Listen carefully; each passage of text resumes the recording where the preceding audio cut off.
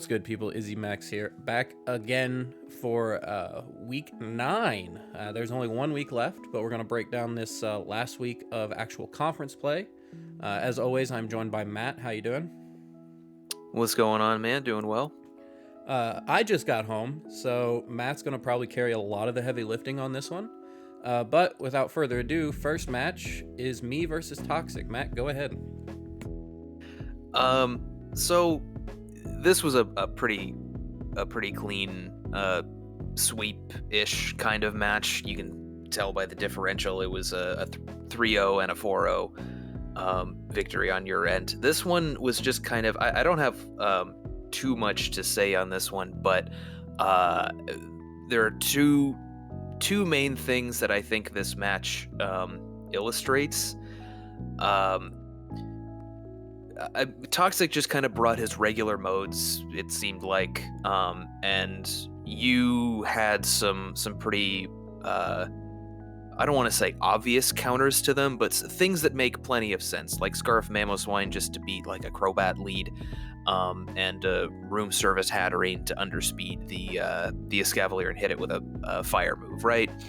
I think that kind of that illustrates two things. One is that I want more creativity from Toxic. There's not much more time to get it at this point, this late in the season. And we've seen a little bit of him branching out, but he just kind of brought his standard modes. You countered them, and your counters just worked pretty cleanly. And that I think is also that kind of illustrates the difference between a low to mid-range player and a consistent playoff contender. I think this is sort of just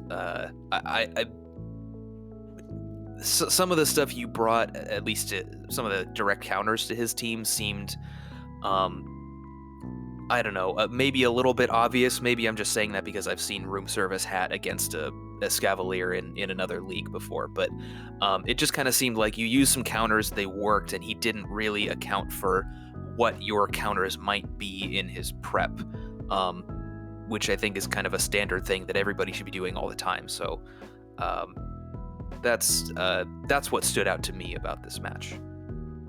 Yeah, so I 100% agree. My counters were super obvious. I had to be super obvious. If anybody who knows what was going on in my life, my grandmother passed away last week, so I didn't prep very hard for this one. And then my uncle just passed away, so I had to kind of quickly play game 2. But yeah, my counters were super obvious. After seeing the match against Tay, where Luxray barely missed the KO with Wild Charge, I knew a Scarf Mamoswine with Helping Hand would guarantee take the kill on the Crobat. And Toxic's modes, they are very readable.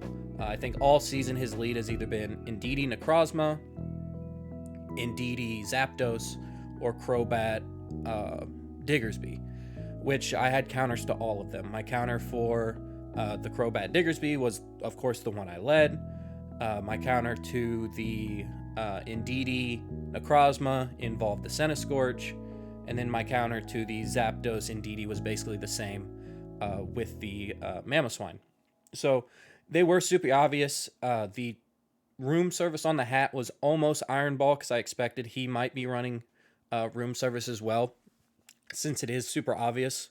But I also wanted to outspeed it if I was able to kind of either get the flinch like I did or just not allow him to set up Trick Room. So I bounced back and forth, but I really wanted to outspeed it as well outside of Trick Room. And then surprisingly, the max supportive Electivire was kind of funny because it was carrying that dark move for the Slow King. And with the Scarf Mamoswine, you really didn't want to max it anyway. So it just ended up working out. The Latios was weakness policy with the Sucker Punch from the Purloin, so I could kind of work around the Psychic terrain. But other than that, it was kind of just a straightforward flow-charted game from me. Other than just being super creative, I really don't know what Toxic would have done different. I know you want some creativity, but the modes he brings are solid. They just are very predictable. And Yeah. that's kind of where I land with this. Like his modes are good, but if you can predict them, it's not really hard, and that's why I hate drafting super top heavy teams, because you can almost guarantee what mons are going to come, so you just got to counter them. That's basically what I did. I mean, I don't even think his draft is really that top heavy. It's like it's His the modes kind are of just team. obvious. Sure, yeah, his standard ones are that, which is why I would like to see him branching out a little bit Mhm. more. I've given some suggestions. This is the kind of team that I would love to draft is what he has. So, I I was surprised not to see his Lipard. I really was. yeah, maybe it does some good work, but But anyway, yeah. moving on, the next one here, Dark and Hector. We're not going to spend a lot of time on this. Dark, just go back to the previous 5 games we've talked about you. Prep a team. This is the same team again, other than a Victini instead of a Melodic. Also, know your abilities. Propeller Tail cannot be Follow Mead. What is this one? Stalwart cannot be Follow Mead. There was a position, I believe, where you were in very demanding. I think you were in a 4-2 position, and you just lost it because you didn't have the prep for a team like Hector's. You just have the same 5 mons with the same moves, same calcs, and you just slapped a Victini on, which is fine. Victini does very well in this matchup, but come on, man. That's all I got. Hector played very well. I'm not going to shorthand Hector. It's just a glaring weakness of Dark, just not putting in the time to do really anything. So Yeah, I'd like to talk about Hector more than Dark here. But just to get Dark out of the way, yeah, I mean, it's at this point I'm questioning whether he's even looking at his opponent's teams before the match. Because I mean, congratulations for being the first person to click follow me in front of Barraskewda and Duraludon in this league. I mean, the Barraskewda, like, I don't know, in some settings I get it because it's not a mon that's really showed up in VGC very much, even though it has a history in this league. and Maybe it has a relative second ability. Let's be honest. sure, maybe that's forgivable, but Duraludon has been Duraludon was a big staple in VGC early in this generation. You should know absolutely what it does. Um, so that has me wondering if he's looking at his opponent's team at all, even before the match. And you had mentioned that you thought maybe this Victini was just a random one he had in his box. That seems likely because all we saw from it was Bolt Strike, which we know he's run before on it. So, um, yeah, same stuff we said before. Prep, just prep, just build a team. Like, that's what we're here for. That's what a draft league is. Even if they're just 252, just put different moves. You can't hit everything with the same mons for 5 weeks in a row.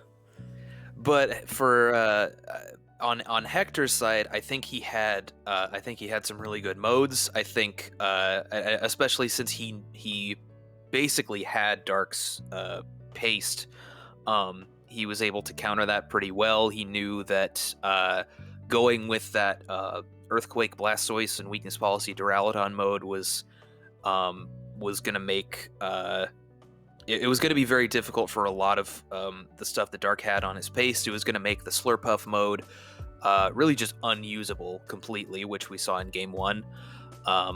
And I think having the Moltres as kind of a backup mode was also was really nice as well, because Moltres just really goes in against Dark's team. The only thing that can really stop it, or at least not get destroyed by it, would be that Assault Vest Gudra, which is why the Darmanitan was such a good bring here. It just obliterates that thing. So just good modes, good prep, strong game by Hector. That's about it. Yep. Okay. Next up, Gumi and Tay. I know Matt's going to talk about it, but Tay's team folds the Trick Room, and he knows it. Matt's going to bring up just be more creative. And I do agree, but looking at some of the matchups, it's really hard for Tay to get creative to counter a Trick Room that. How fast is Gumi's Trick Room mode? Oh, it's Ice Sable, I think, is base 28. Rune Regus is base 30. Wishy Washy is base 30. It's very slow. And Yeah, I it's a think good trigger Tay's mode. slowest mon is what, 45? I don't even know if he has a 45. I think Is Beware not 45? Beware's 60. Pillow Swine, I think, is 50. Shit. Yeah. Yeah, so, and I know sometimes it is super hard to be creative and get all your stuff to work like it should. I think before Trick Room went up, Tay was playing decently well. Tay, of course, isn't a top tier player, but he can at points be very, very good. As seen, I mean, he beat two of the top people. But when as soon as Trick Room went up, you just felt the weakness in Tay's draft. And that's really about it. I'm not gonna dog on him too bad because, like I said, when Trick Room wasn't up, I feel like he played well.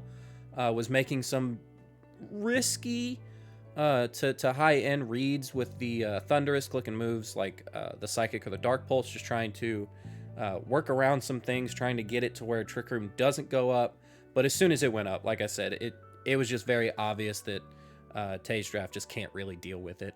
But other than that, both players played very well. Gumi knew that as soon as Trick Room went up, the game was basically over, and I think Tay knew that as well. And that's really all I can say. Like, it's just a flaw of the draft. I don't think I don't think Tay played bad, and Gumi knew where he needed to go to win the game, and ultimately that's what happened.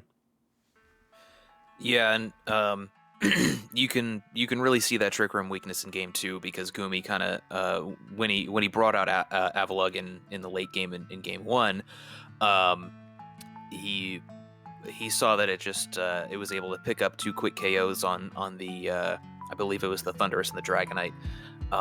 And then so game 2 he was just like, oh well, his team folds to my Trick Room mode, so let's just go follow me Trick Room. So For Gumi, I will say that this is the first time that I've liked the way that he's playing his Trick Room mode. Not just because he finally has Follow Me Trick Room. I don't want to make the mistake of saying that's the only good way to use Trick Room, because you have plenty of other options, depending on what kind of draft you have. But I've kind of ripped him a little bit for using Trick Room modes that didn't seem that consistent as far as like Tried actually getting Trick Room up and getting in a good position with your Trick Room sweeper and that kind of thing. So, but Follow Me Trick Room is one of the main ways to do that, and he did it here pretty successfully. There was really no counterplay that Tay had, which is also one reason why I've said a couple of times that it's hard for me to discern what exactly his game plan is. Like, I know that his draft does not deal with Trick Room well. Looking at his pace and looking at what he was leading, it's just hard for me to discern. He was basically trying to blitz before Trick Room went up. I suppose I just don't see how you can do that, especially when Gumi now has a Follow Me Trick Room. And real quick, that's why I said he was making some risky plays, because if you look where he led the Runerigus Togekiss, click the Dark that was Pulse. where the Dark Pulse, right? Yeah, right. He knew it. He knew if he killed the Togekiss, Avalugg was coming out anyway, so he just had to pray for some reason Gumi messes up whatever and doesn't click Follow Me. I don't think that was the wrong play, because like I said, Tay knows he folds to Trick Room. So if you look at that, you're like, oh wow, that was kind of dumb. No, it was a play that he had to make just to pray Trick Room didn't go up. Yeah, and it's just, it's not great when you have to be in that position. I mean, because all Gumi has to do is just play super safe and obvious, and he's fine. I would like to see a little bit more creativity from Tay, or at least an attempt to counter opposing Trick Room modes. I don't know what that creativity would like here, because I haven't looked deeply at this matchup.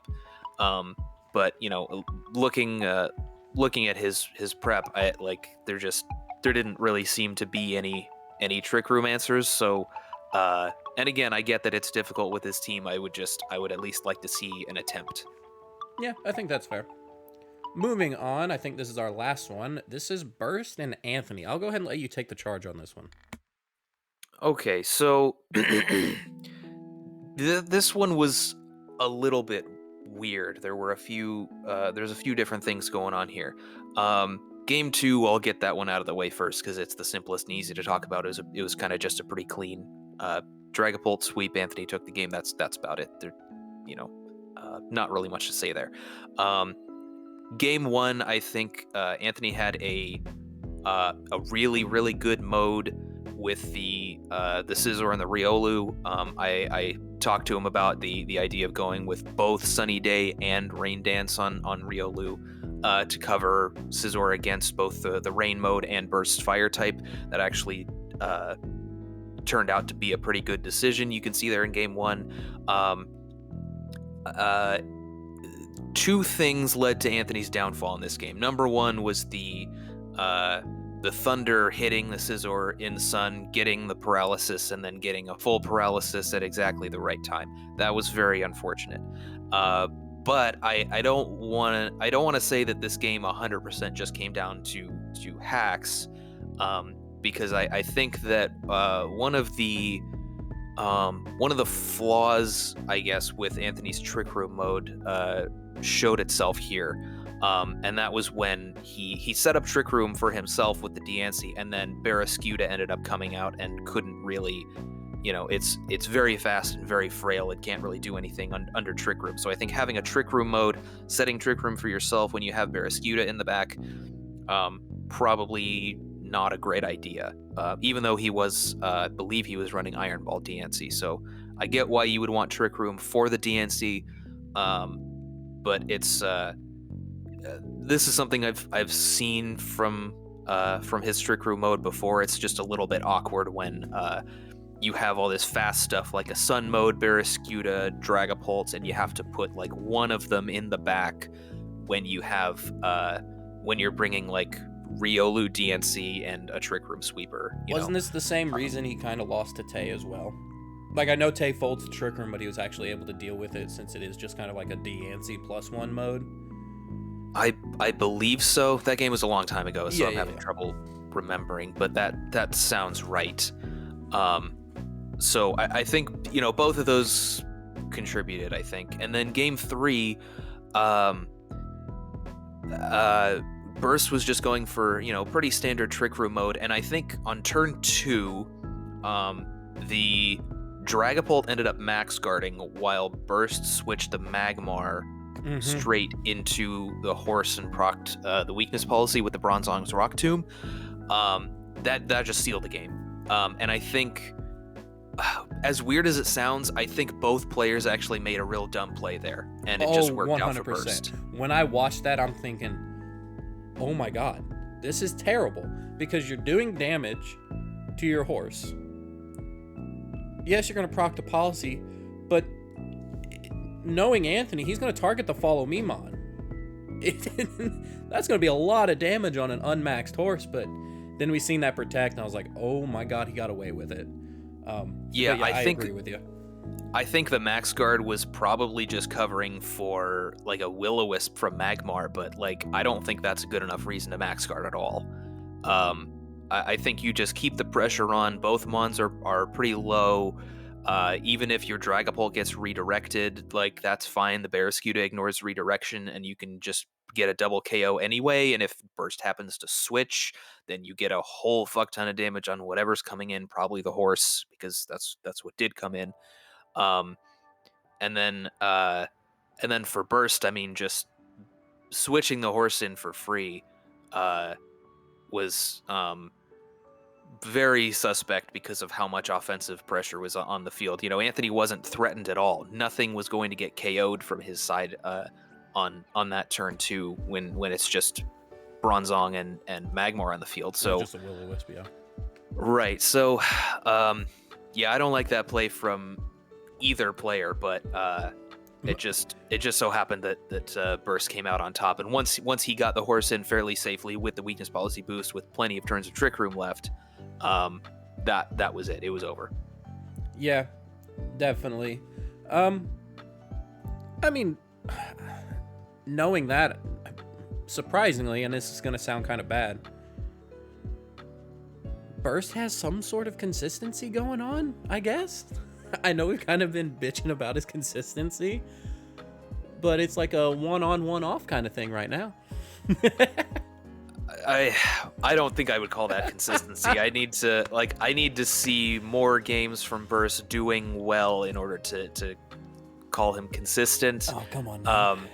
And this is like this week was not nearly as bad as as last week when I believe he played Gumi.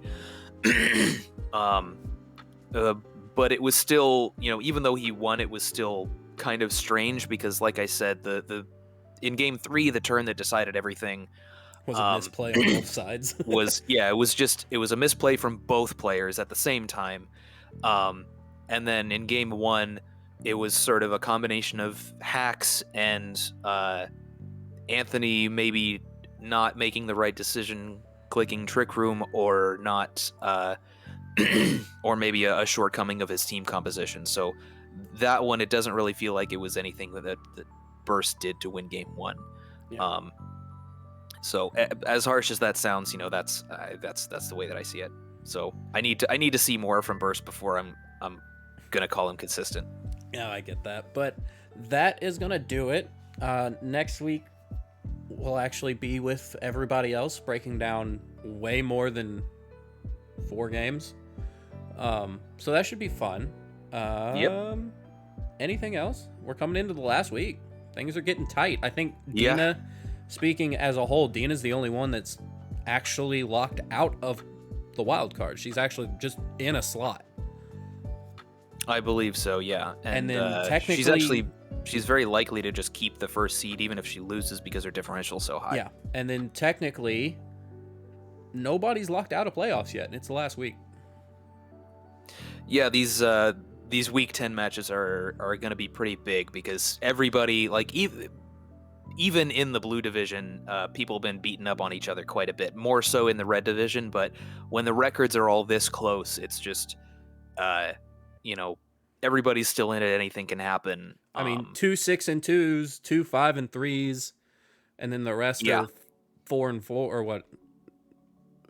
No, the rest are 3-4s, and they're fighting for playoffs, something like that. So yeah, it's very close. It's very weird. This last week is gonna be huge. Very important for a lot of people. Yep. But anyway, we will see you guys in the next one. Peace.